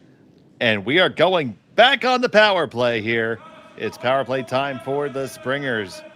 Dashmel, Gord, Copperthorne, Connor Sims making a limited amount of magic happening in the back. So for anybody wildly confused why you have two rocks splitting the house, why do we have two rocks splitting the house, used buddy? to be in front of the red one, and they brilliantly pushed it across. That is brilliant. Reverse tick, tap, whatever you want to call it. Excellent shot. So now there are 3 rocks in play. The next one is still protected. So now Springer Squared's looking for the put that guard back. What do you think of the strategy of just splitting the house and maybe coming down to the yellow right now? I'm all about burning some of their rocks. If you come into the house, it becomes a try not to set up doubles problems and not jams and not whatevers. Now, they do have the opportunity to corner freeze you, but with a corner guard, you can make a 3 or a 4. If you're just trading rocks on opposite sides of the house, you get maybe 2. Long-winded way of saying they want 3.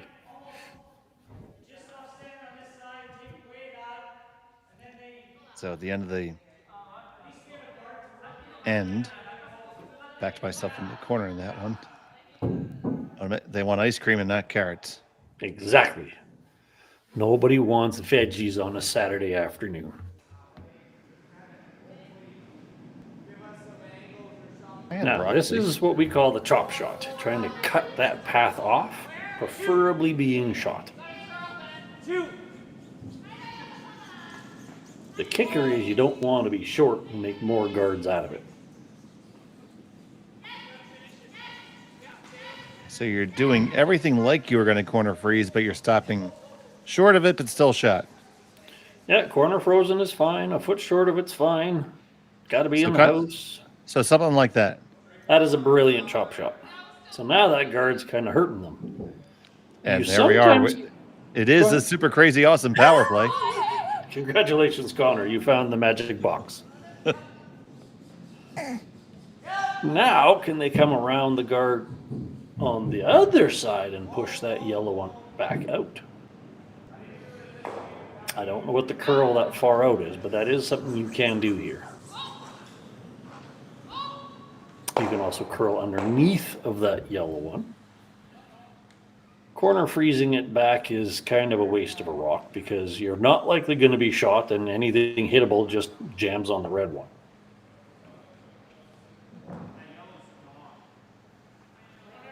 You could also pull a Nicholas Adine and throw the epic spinner and kick it over top the red one. Oh, we had a spinner attempt this weekend.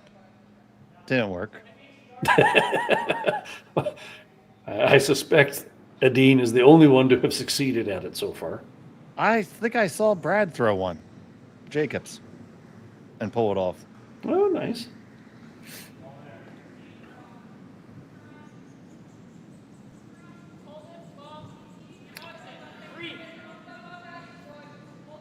I'm really curious where they're going to put this, which... Well, they're going to chunk off the yellow and roll exposed. That's a decent idea. Split them up a little bit. Unfortunately, the yellow on the other side is now out counting your red one. But you are potentially bringing a double play into the works here. If they nose, it might be a bit high, but if they roll any to their right or the left, double's possible.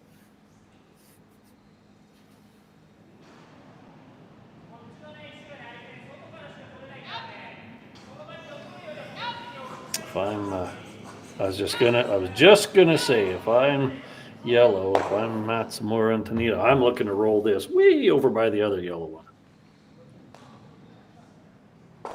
That yellow where it is under the corner guard is a really nice rock. Get away from it. So here comes from Tanida.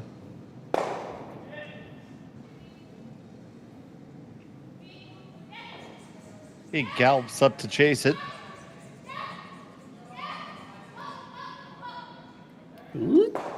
Get the hit, roll on over.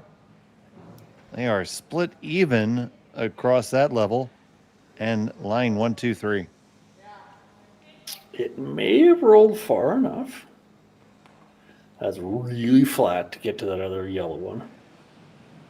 So they're corner freezing the yellow one.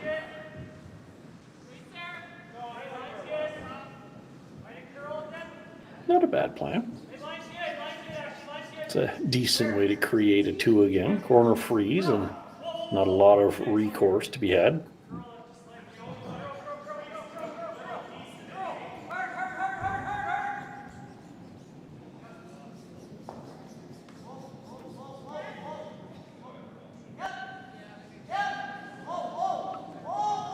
Weld this on, don't bounce off. But you also got to be second. So you don't have a lot of room for error.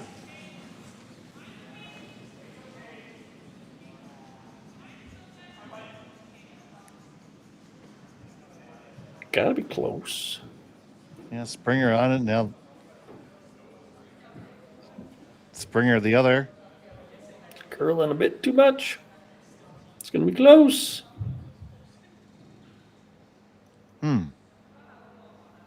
What bucket does that go in? Well, it's neither awesome nor bad, so it gets to stay on the table. You really wanted to be shot there, and I'm not sure they are.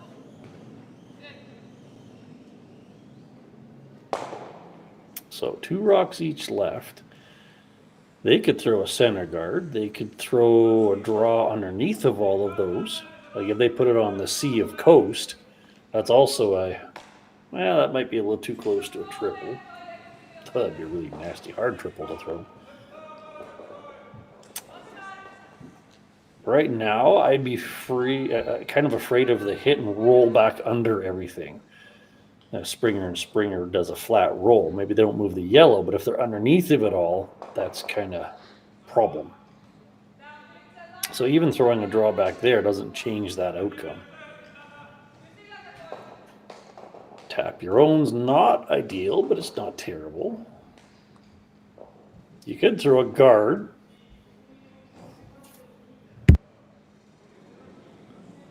Yeah, the guard is certainly an option.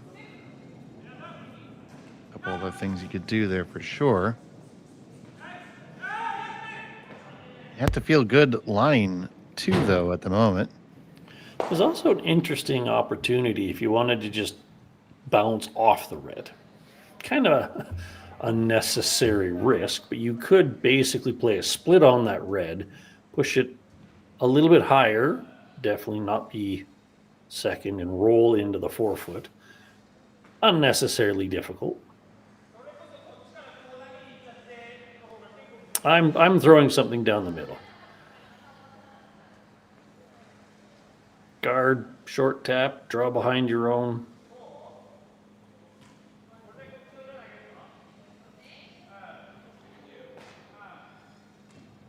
Oh, so that's a thought behind everything. Yep, something to get 2 in a row, because then if they try a double, the shooter leaves the play. If they stuff it, you're looking really good at a chance for a steal. I'm picturing 2 rocks somewhere in a line down that center line.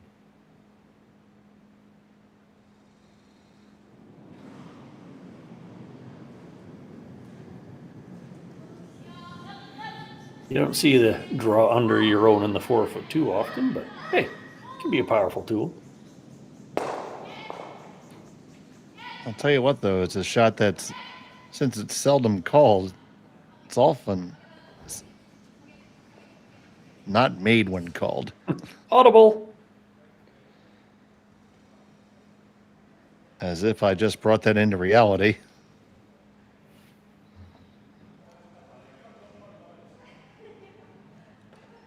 So that's a thought.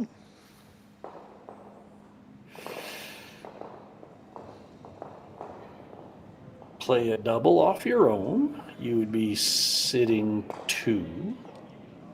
Unlikely to roll under. You could get the super magic double and roll up under the yellow, but more likely you're going to be wide open. kind of hitting into the side of the yellow. But then that yellow slides over and hits the other yellow, which likely outcounts the red you started with. A lot of things at play there. You could freeze the one in the top of the 4 so that you have this shot for your next one for possibly 3. Down 2, that's a way to get 3 if you really wanted to get daring. Corner freeze that one in the top 4. Then they potentially drive that one straight back. You could play the double. You could also hit the top yellow one into the red and get everything clustered under that corner guard.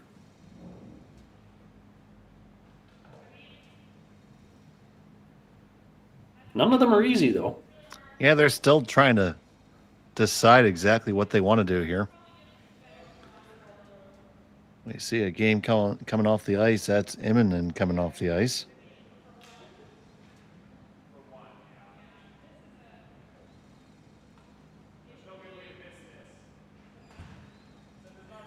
I keep coming back to that corner freeze. It's hard, but there's some interesting potential. You risk the short run back, but you still should end up with a shot for 2.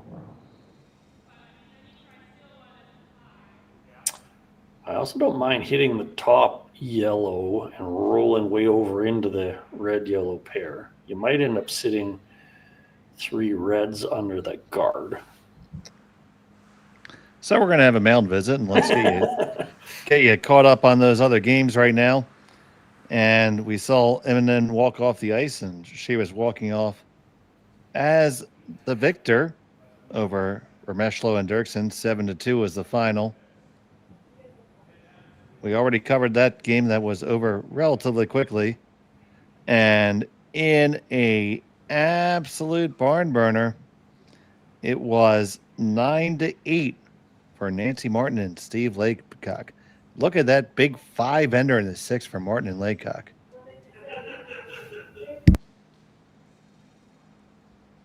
That was a big score there. They're kind of liking this potential. Basically, yellow into the red double. If you hit high on the red, then the yellow goes over the bottom one. If you hit low into the red, the yellow does catch, but you'll have 2 reds sitting fairly nice in front of it. I like this.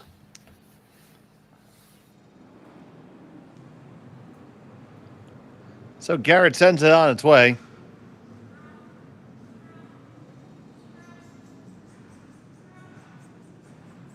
Ooh. This is going to be only clip the back one.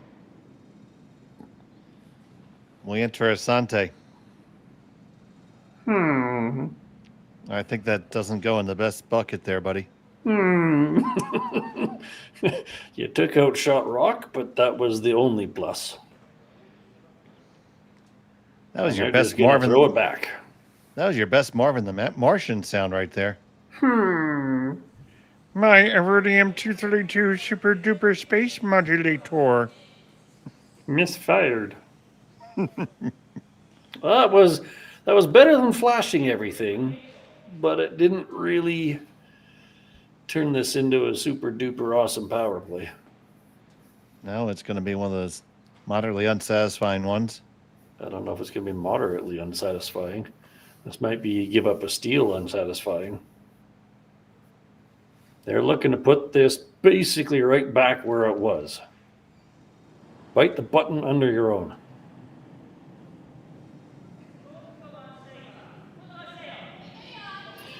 Now, you just don't want to leave the red double that they originally looked at.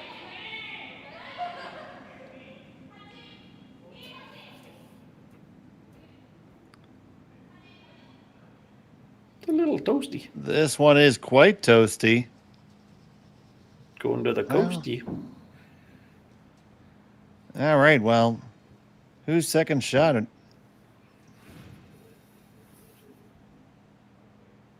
Can you just play off of yours there and spin yours in for 2? I think you can. If you hit fairly thick on the red, it'll go down, bounce in off the yellow, and your shooter will naturally roll towards the middle. But you got to get fairly thick, and there's a guard in the way. But it is a chance to tie the game. I think that's the only shot you had to make. Because if you hit it too thin, then it probably stays partially biting the 12, and then that back one that she just threw works. They are not going to take it on. They're just going to draw. God bless you, Gord. Well, thank you. Even if you didn't sneeze. I don't know. I kind of feel like you got to try that shot. I think so, too. If you're too thin, your shooter just rolls to shot. If you're too thick, the bottom one rolls for shot. But if you get it just right, they both kick in and you get 2.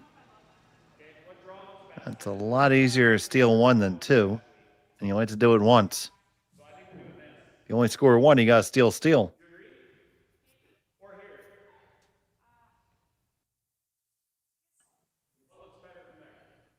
I get you can only technically see half a rock, but you only want to hit about a thick, 3/4 might even be too thick. So it's there.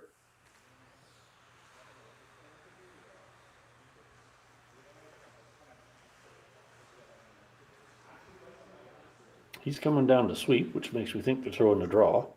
Because for the most part, he doesn't sweep or hits.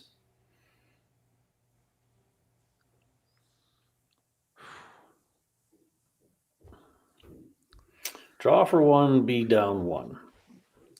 Now, I will say this. Given that it's easier to steal in mixed doubles, if you are not confident you're going to score at least 1 with the red hit, then just get your 1.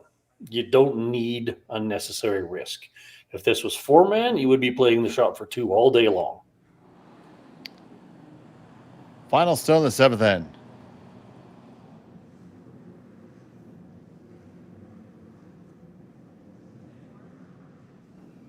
Just playing the draw in.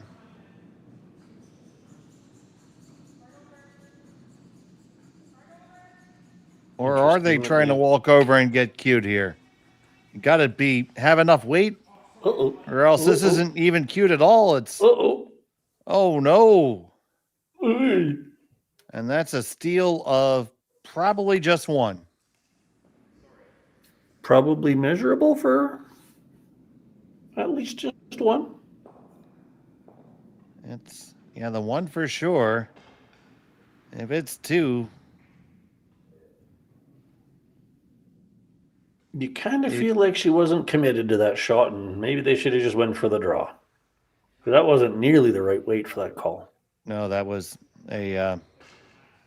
definitely not the effort that not the way you throw it if you're committed to it. So here we got Connor. There we go. Right about to there. And to less than that, it is 2. They're going to look at it again. You're supposed to go all the way around. Take a shortcut. But it is 2 yellow. So 4-point lead. The Springers have their work cut out for them when we come back to Martensville after this. Hey, Ben, what's the Aztec Safety online e-learning website again? Yeah, that would be aztecsafety.com. Fire extinguisher and firefighting. We'll send that one to Paul. Now here's a course I should probably take.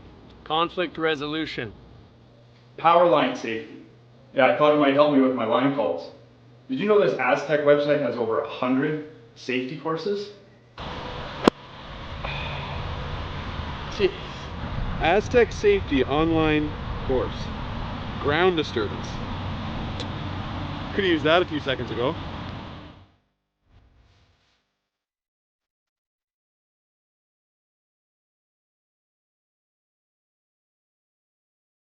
Developed over a decade in collaboration with the finest ice makers this side of the Atlantic, the Pebblehead PB5 is nothing short of a triumph of sophistication and craftsmanship.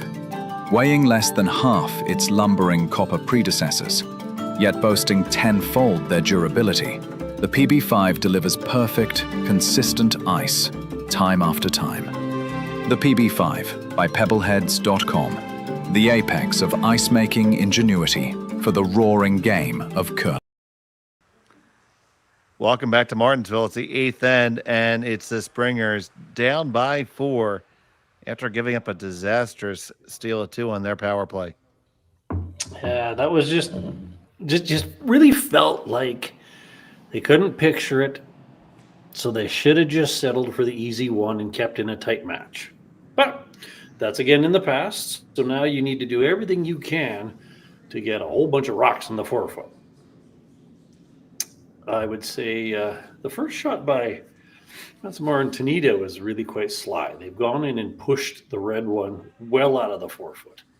So then if they have to draw against something, it's not that hard to outdo, not likely in the way, so on and so forth.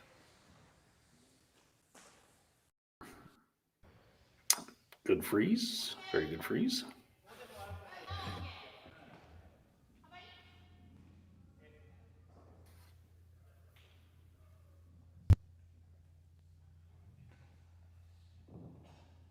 So here's Tanida getting ready to throw his first.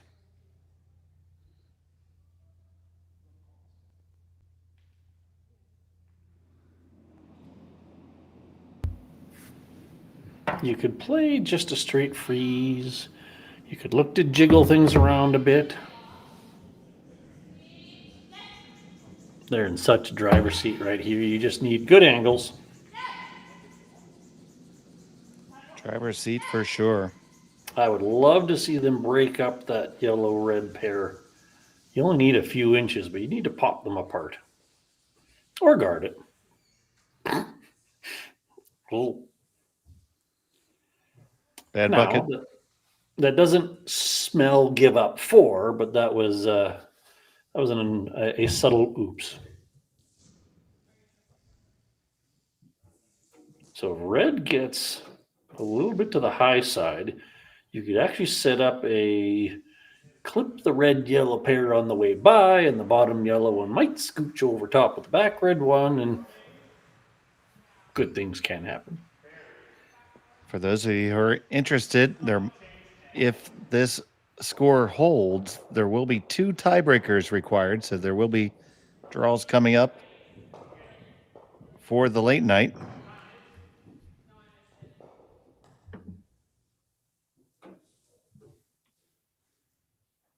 Just got keyed into that by James Gordon, our curling stadium colleague and club manager at Martensville. So we got boots on the ground. All right, we're looking for just off nose, not freeze. Well, there's a certain bucket that I'd put that in, and it ain't the awesome one. That's not the good one. No, you need a lot of rocks to count, so losing one is, well, suboptimal. About as enjoyable as a swimsuit in a blizzard. Now, this kind of shocks me. The typical go-to would be peel the guard. Because how do they score 4 if there's nothing to hide behind? But something to be said about if all my rocks are in the house and yours are not, also hard to score 4.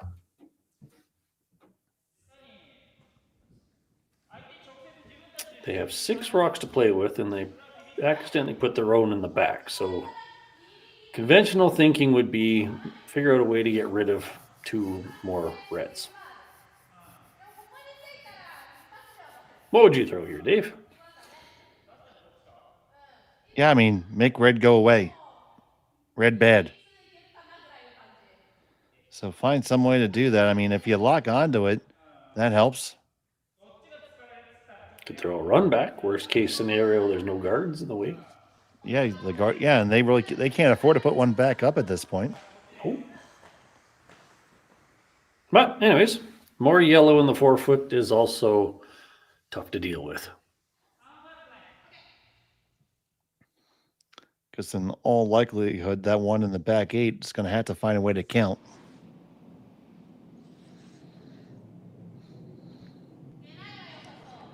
And there's the aforementioned James Gordon getting the scraper ready.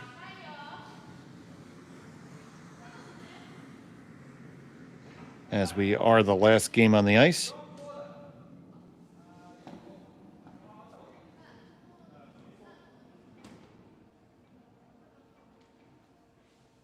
Play a little cutesy split.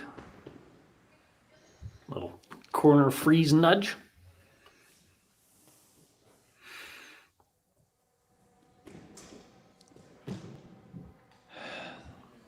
Not much you can do now.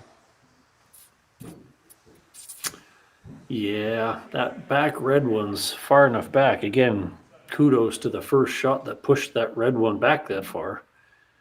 Even if you got another one in the forefoot, that's hard to bring into play. So they're basically...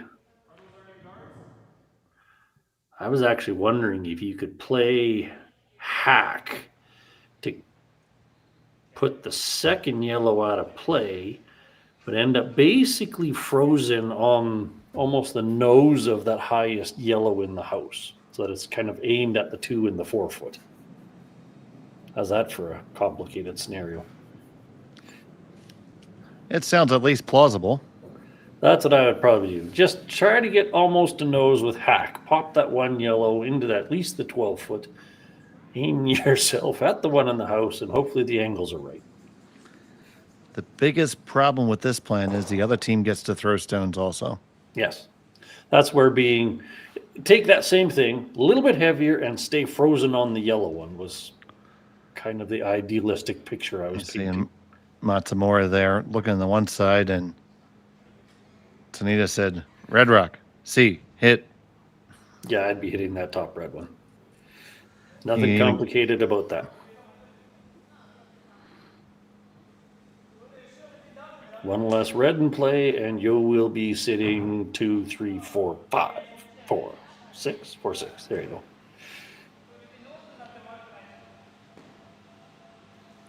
Give you all the rope you need, buddy.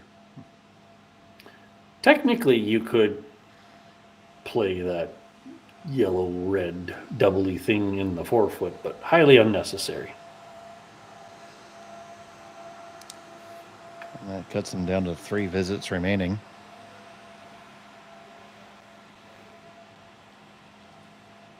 Should be good for the rest of the game. He's overthinking it, and she's sitting there going, throw rock at red. Dan Welke, the crew chief, comes out to move things along. When the scraper's making noise, that means you're got to speed it up a bit. Yeah, being an ice maker myself, we hold off as long as we can.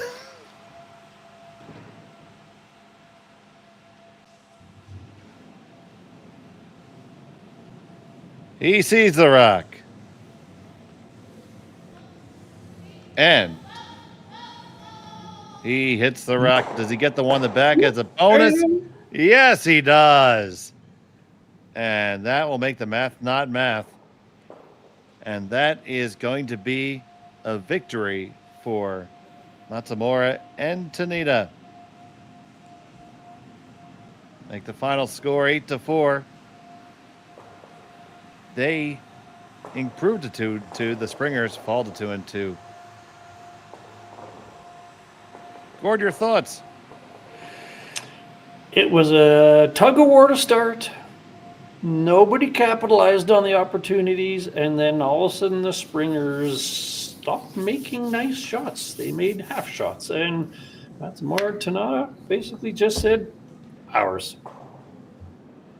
All right, and so hold on, and you can come back with us later this evening at 6 o'clock Central.